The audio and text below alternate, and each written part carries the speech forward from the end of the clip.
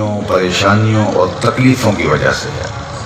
تو بظاہر تو بہت اچھی بات لگ رہی ہے کہ اس نے اپنی آخرت بچا لی، دنیا جیسے بھی گزرے گی گزر جائے گی، لیکن میرے اور آپ کے آقا و مولا حضور ختمی المرتبت صلی اللہ علیہ وآلہ وسلم نے اس کی اس پر حوصلہ افزائی نہیں کی، بلکہ ارشاد فرمایا تو نے یہ کیوں کہا کہ آخرت کے حصے کے دکھ دنیا میں آ جائیں؟ تو نے یہ کیوں نہیں کہا ربنا آتنا فی الدنیا حسنۃ وفی الآخرۃ حسنہ؟ اللہ مجھے اس جہاں میں بھی بہتری عطا کر۔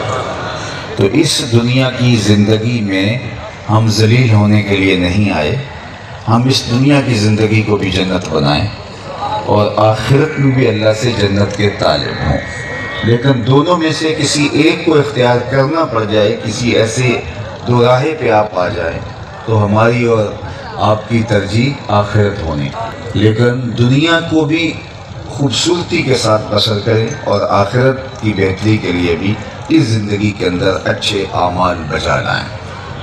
تو ہر شخص یہ چاہتا ہے کہ اس کی دنیا بھی اچھی ہو، اس کی آخرت بھی اچھی ہو، اور دنیا اور آخرت کی بہتریوں کے لیے جو لفظ استعمال ہوا ہے وہ فلاح۔ اب وہ فلاح کیسے ملے گی؟ جو میرا بھی مقصود ہے اور وہ آپ کا بھی مقصود ہے، اور آج آپ یہاں آئے بھی اسی مقصد کے لیے۔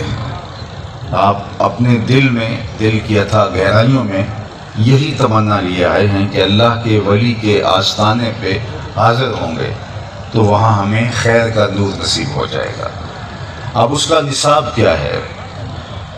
قرآن مجید نے اس مضمون کو تفصیل کے ساتھ بھی بیان فرمایا ہے اور یہاں اختصار کے ساتھ۔ سورہ مومنون کا